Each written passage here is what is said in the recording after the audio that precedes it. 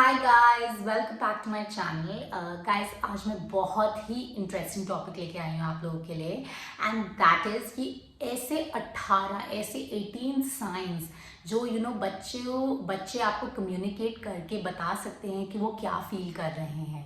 Okay, what are those important 18 signs which you need to know that that your baby is trying to communicate something to you, whether he's hungry, he's in pain, he's sleepy।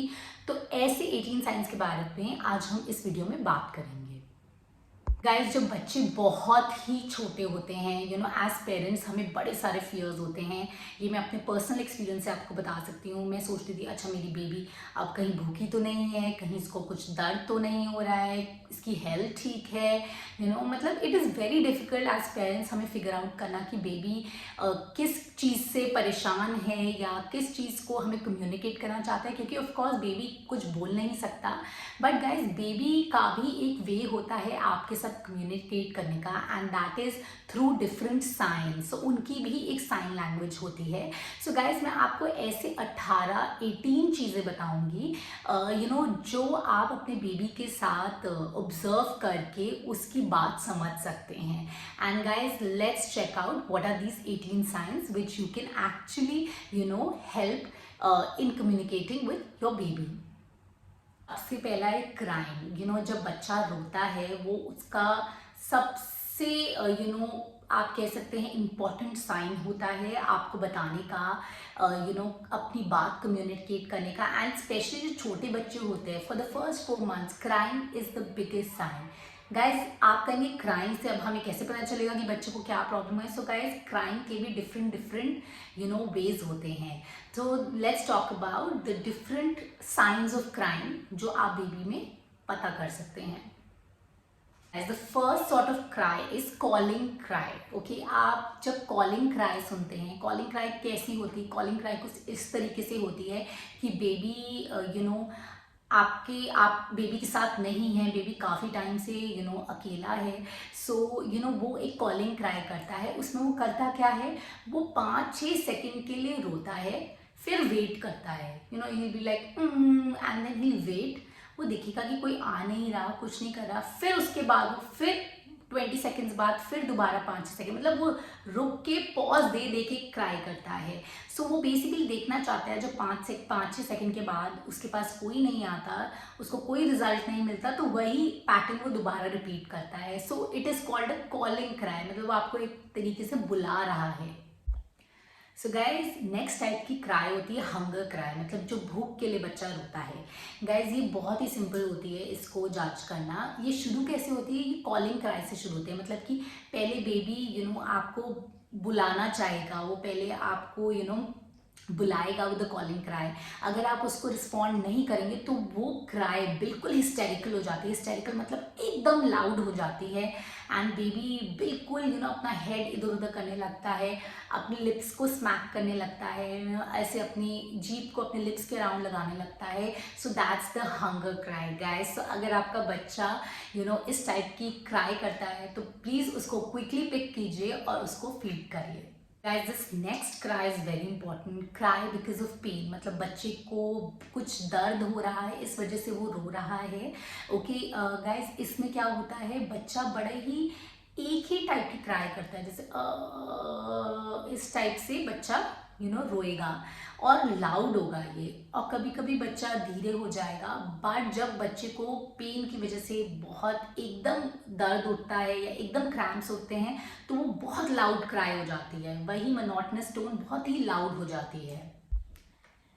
Guys, another very important cry because of some sort of physiological changes। Suppose बच्चे को gas हो गई है, बच्चे को urination में उसको दर्द हो रहा है या उसको पॉटी में दर्द हो रहा है, बच्चा बेसिकली वाइनिंग करता है। वाइनिंग मतलब कि इस टाइप की उसकी क्राई होती है। ओके, सो गाइज, बेसिकली उस केस में बच्चा बहुत ही अनकंफर्टेबल हो जाता है एंड वो वन साइड से अनदर साइड पे टर्न भी करता है। So guys, this is a cry because of any sort of discomfort caused by your gas, urination, poo, any.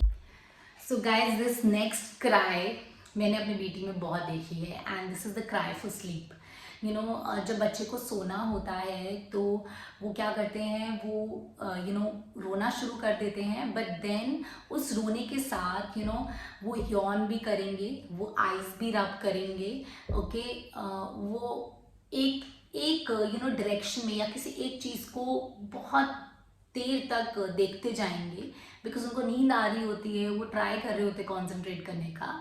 So this is the kind of cry जब आपको अपने baby को bed time दे देना है।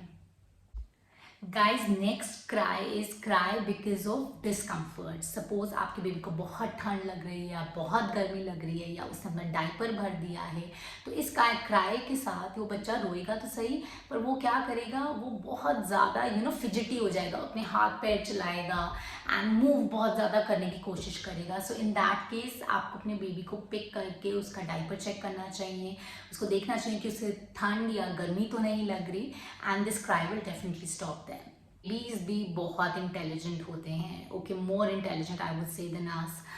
वो क्या होता है, एक होती है बोर्ड क्राई, मतलब कि वो अपना चाहते हैं कि वो एक ही कमरे में बैठ के वो भी बोर हो जाते हैं, तो वो क्राई क्या होगी, वो आपको ऐसे इस तरीके से रोएंगे और अपने हाथ ऐसे करेंगे कि आपकी गोदी में आने के वो डिफरेंट इंडिकेशंस देंगे।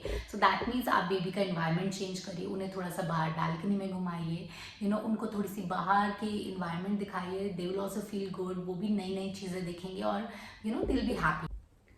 So guys, in this section हम बात करेंगे बेबी की बॉडी लैंग्वेज के बारे में, कि वो अपनी बॉडी लैंग्वेज से बहुत सारी चीज़ें बता देते हैं, especially the first thing that is arching their back, मतलब अपनी पीठ को इस तरीके से मोड़ना मरोड़ना।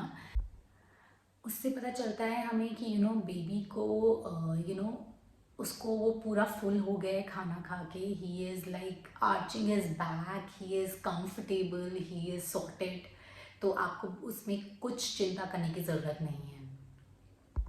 बट गाइज, अगर बेबी अपनी बैक को खाना खाने के बाद आर्च करता है, मतलब ऐसे मोड़ता है, दैट मीन्स उसको रिफ्लक्स हो सकता है, सो आपको उसका केयर करना ज़रूरी है। Guys, next body language is rotating the head, मतलब इस तरीके से। So this is basically a very Kameng body language, मतलब कि बेबी को अब सोना है, एंड ये अपना हेड इसलिए भी रोटेट कर सकते हैं क्योंकि कभी कभी स्ट्रेंजर्स के बीच में होते हैं, एंड दे डू फील काम and relaxed about it. Guys, the next one is when the baby grabs the year, मतलब वो अपने कान बारी बारी पकड़ता है। इसका मतलब ये होता है गाइज कि बेबी बस अपनी बॉडी को एक्सप्लोर कर रहा है, वो देख रहा है क्या चीज़ है, बट अगर बेबी इसको बहुत ज़्यादा कंटिन्यूसली कर रहा है, दैट मीन्स बेबी को किसी टाइप का ईयर पेन हो सकता है, या फिर टीदिंग की वजह से उसको ईयर में पेन हो रहा है, राइट। गाइस, अब हम नेक्स्ट सेक्शन में बात करेंगे कुछ ऐसी साउंड्स जो बेबी निकालते हैं एंड जिनका मैं आपको मतलब बताऊंगी। So guys, the first sound is that means कि बेबी को कोई भी गैस कॉलिक रिलेटेड पेन हो रहा है, टमी हो रहा है, एंड वो बहुत ही स्ट्रेन कर रहा है अपनी टमी पे, उस टाइप की साउंड तब निकलती है। Again, just to be sure, like pressure लगाना।